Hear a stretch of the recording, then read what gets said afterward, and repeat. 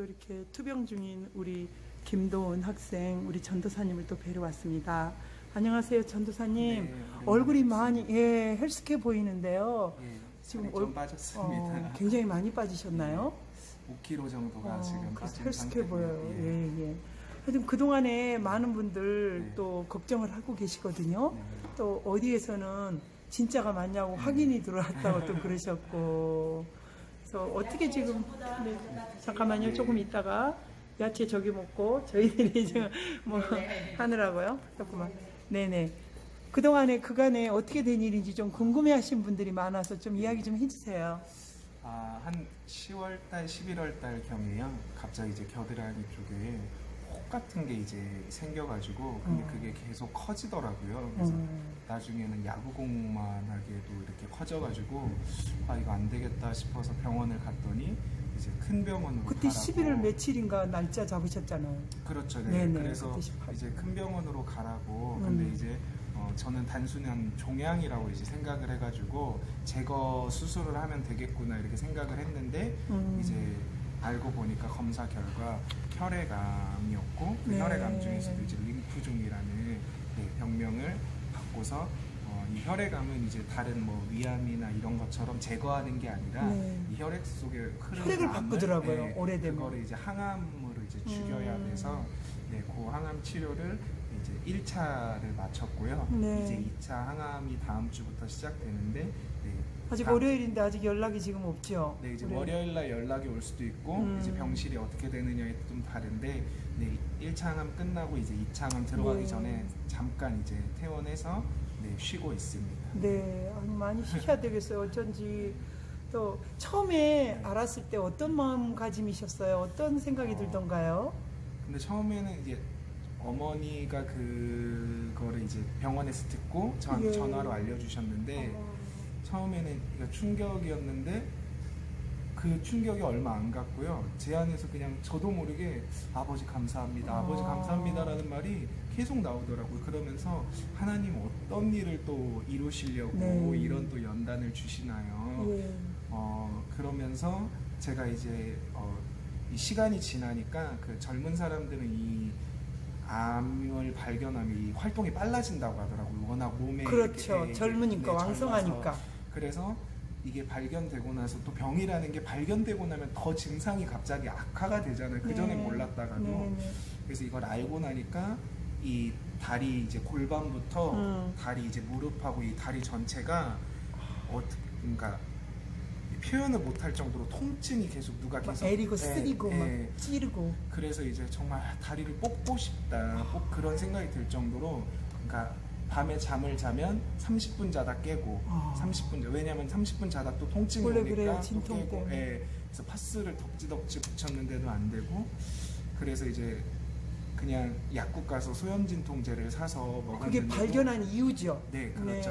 소염진통제를 사서 먹었는데 효과가 없었지만 어쨌든 지금 당장은 할 수 있는 게 없어서 일주일 동안 거의 5통의 소염진통제를 먹으면서 이렇게 있다가 이제 병원에 입원을 하게 됐고요. 제가 이제 병원에 가면서 몸이 너무 아픈 거예요. 그래서 운전을 제대로 하지도 못하고 교회에서 이제 설교할 때도 아예 서 있지를 못해서 이렇게 그러니까 교회에서 누가 부축해주지 않으면 걷지를 못했어요.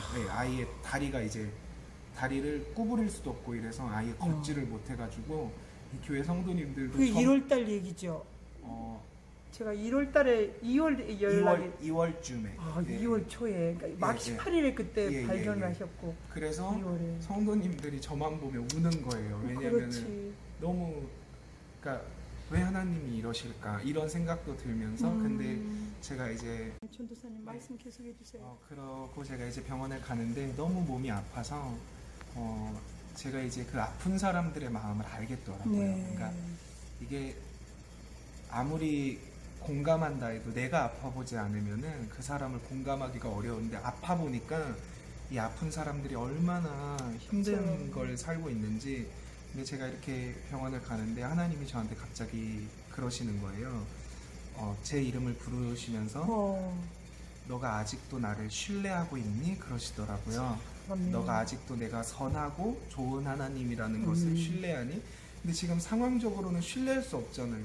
하나님이 좋으신 분인데 왜 내가 이렇게 아파요? 근데 제 안에서 올라오는 고백은 하나님은 여전히 좋으신 분입니다. 선하신 분입니다. 제가 그걸 믿습니다.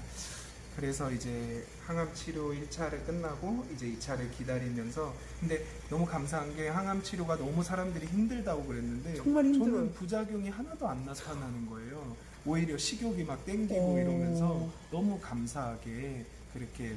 그래도 그때 조심해라 뭐 이런 음식 같은 게 있지 않을까요? 그러니까 이제 그 병원에서 주의하는 것은 주변에서 좋다고 그냥 먹으면 안 되고, 네. 이제 몸에 잘 맞는 거, 즙 같은 거는 많이 먹지 말고 이제 과일이나 이런 것들을 많이 챙겨 먹고, 날 거 먹지 말고. 왜냐면 면역이 이렇게 떨어져 있으니까 회나 이런 거 날 거 먹지 말고 그러라고 하더라고요. 그리고 어쨌든 혈액암은 중요한 게 과일 채소는 많이 먹으라고 미리 말해줬고요. 예, 네네. 예. 혈액암은 중요한 게 이제 뭐 좋은 음식을 골라 먹는 것도 중요하지만 우선은 뭐든지 잘 먹는 게 중요하다고, 예, 그렇게 말을 하더라고요. 이제 다른 암 같은 경우에는 이제 건강식품을 챙겨 먹어야 되는데 이 혈액암은 중요한 게 빨리 많이 먹어서 어쨌든 이 체력이 뺏기지 않게. 그렇죠. 예, 왜냐면 이 림프 속에 계속. 그 제가 말했잖아요. 우리 동창들도 암 걸린 애들 막 이야기 들어보면 피곤할 때 걸린대요. 예. 그래서 그 말을 해줬잖아요. 피곤하지 말아야 되거든요. 사람은 잠자버리고 피곤하지 말아야 돼요. 그래서 이번에 아프면서 또 하나 배우게 된 게 이제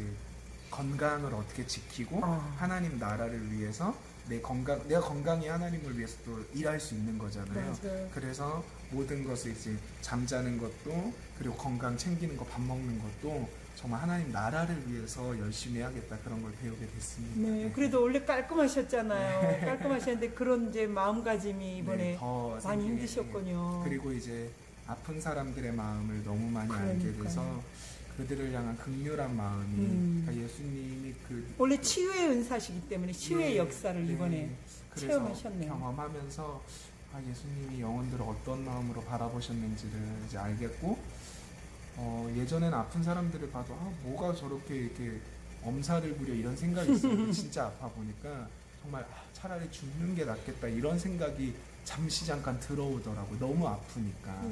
그래서 그 아픈 사람들의 마음을 이제 좀 알게 됐습니다. 네, 너무 감사하고요. 또 그래서 이번에 또 많은 분들이 또 걱정해 주시고 계시거든요. 그분들을 위해서 또 감사 인사도 한번 해주세요.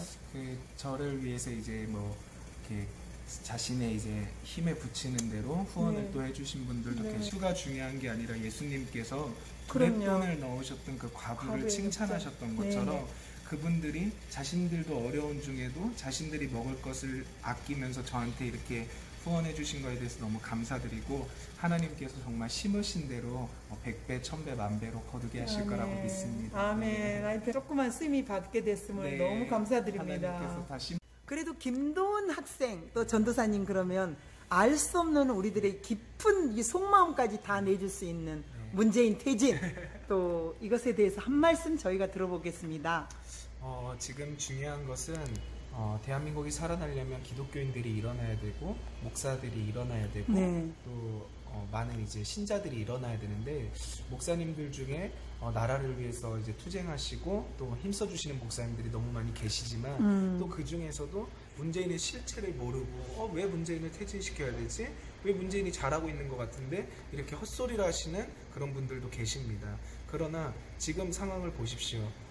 클럽은 마스크를 쓰지 않고도 지금 홍대나 이런 데서 난리예요 지금. 그 수많은 사람들이 클럽에 들어가가지고 그렇게 하고 있는데 개인 사업장이라 해서 중단시키지 않습니다. 그런데 이재명 지사나 지금 정부 지자체들이 교회 예배를 중단하라고 하고 있습니다. 말이 안 되는 것입니다.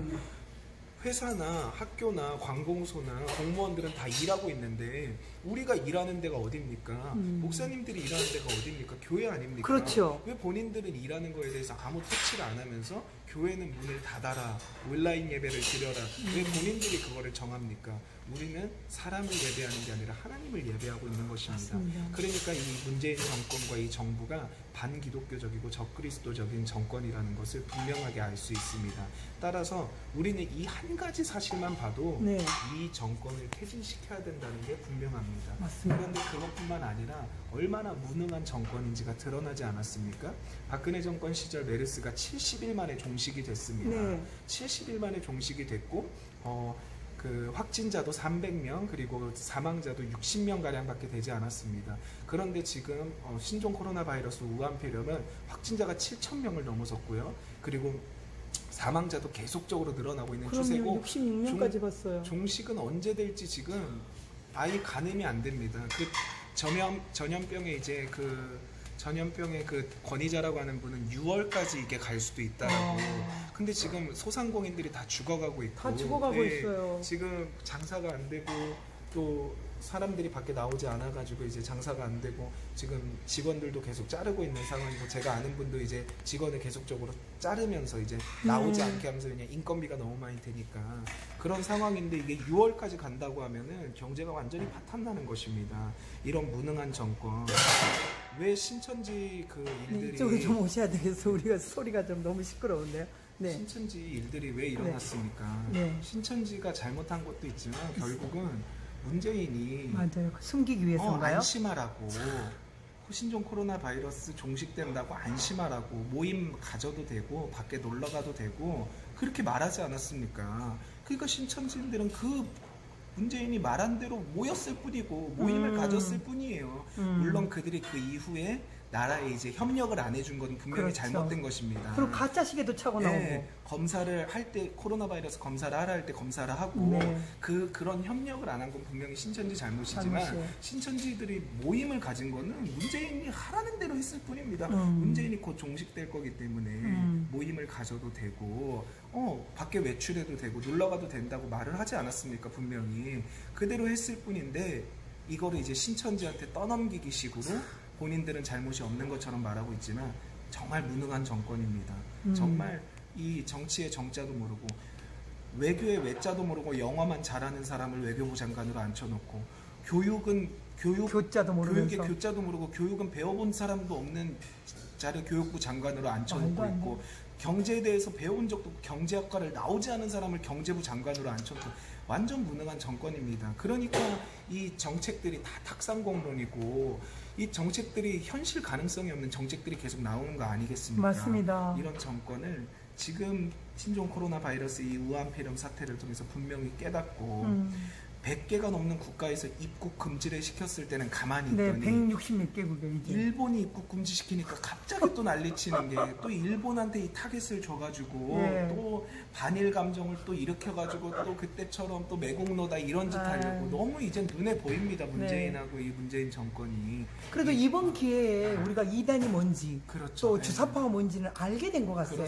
그렇죠. 이번 기회를 통해서 우리가 얼마나 무능한지를 알고 또 이 무능한지도 정권이 얼마나 교회를 향하여 적대적인지 기독교를 향하여 적대적인지를 알고 그리고 얼마나 공산주의라서 그래요. 그렇죠. 그건. 네. 탁상공론이고 또 현실 가능성 없는 정책으로 인해서 이 사태가 이렇게까지 왔는지를 분명하게 깨닫고 우리가 이제는 문재인 퇴진을 외칠 필요도 없어요. 너무 이제 분명해진 사실이고 이제는 문재인 퇴진을 외치지 않고 여전히 문재인이 잘한다고 말하는 사람이 그래도 조작을 하도 했는지 40몇 %에 아직도. 그거는 다 이제 조작이라고 조작이라고 봅니다. 왜냐면 맞아요. 저도 여론조사 전화 오면 안 해요. 여론조사.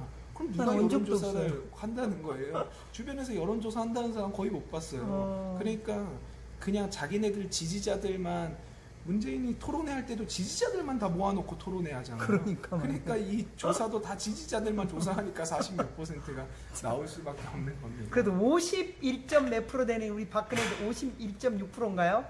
그런 위대한 대통령이 지금 감옥에 있지 않습니까? 그렇습니다. 인간 우리 어머니 지금 뇌졸중이시지만 그 어머니 80 몇 세대는 86, 7세대시는 부모님들이 하시는 말씀 꺼내줄 것은 꺼내주고 인간미가 없다는 거예요. 아직도 저렇게 감옥에 가둬두고 있지 않습니까? 그리고 지금 뭐 신종 코로나 바이러스 때 뭐 지금 정부가 잘하고 있다고 하는데 네. 사실요 메르스 때 모든 게 다 지금 갖춰졌기 때문에 지금 코로나 바이러스에서도 이 의사들이나 이 보건소들이 잘하는 거예요. 그러니까 메르스 사태 때 이미 박근혜 대통령이 모든 정책들을 잘 만들어 놓은 것입니다. 문재인이 잘한 게 아니고 맞아요. 박근혜 대통령이 그 모든 걸 잘 만들어 놓은 것이에요.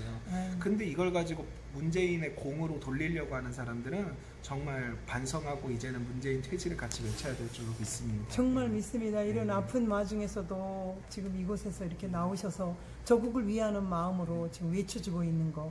이번 선거에 정말 잘해야 되거든요. 아직도 못 깨우치는 분들에게 한 말씀 해주신다면. 그러니까 지금 황교안 대표를 보면서도 네. 대체 무슨 생각을 갖고 계실까라는 생각이 많이 듭니다. 김영우 공천관리위원장이 공천한 사람들을 보면 말도 안 되는 사람들을 공천해놨어요. 정말 우파적인 이 신념을 가지고 대한민국을 자유대한민국 민주주의를 정말 수호할 수 있는 사람을 공천시켜서 정말 우파들이 이 사람은 뽑아야 된다. 정말 이런 마음을 가지고 통합돼서 뽑을 수 있는 사람을 공천시켜야 되는데 네. 문재인 문바 사이트 가서 좋아요 누르고 문재인을 칭찬하는 사람을 공천시키면은 이 간첩이고 이거는 완전 그 위장 보수라고밖에 맞습니다. 생각이 안 드는 것입니다. 네네. 황교안 대표님 그리고 김영우 공천관리위원장님 우리 우파들이 그런 생각 갖지 않도록 잘해 주시기 바랍니다. 네. 잘 행동해 주시기 바랍니다. 어련히 우파적인 사람들을 세우는 우리가 투표를 안 하겠습니까? 그렇죠. 왜 더불어민주당에게 표를 줄 것 같은 그런 행태들을 보이십니까? 걱정이 정말 아주 정신 많아요. 차리고 바른 인사들을 공천해야 될 줄로 믿습니다. 네, 감사합니다. 하여튼 너무 감사합니다. 이렇게 귀한 말씀, 황교안 또 대표에게 한 말씀까지 해주셨는데요. 정말 그럽니다.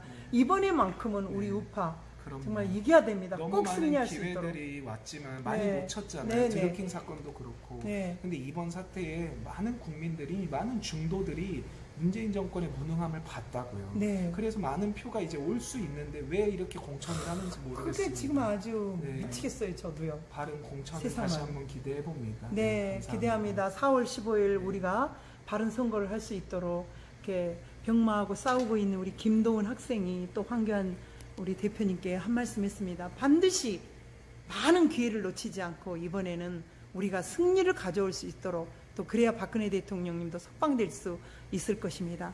우리 함께 해주십시오. 똑똑하게 주변 사람들 황교안 대표에게 이야기해 주시기 바라겠습니다. 감사합니다. 지난번에 우리 김도훈 학생이 또 현찰이 있다고 그래가지고 이렇게 또 사주셔가지고 갑니다.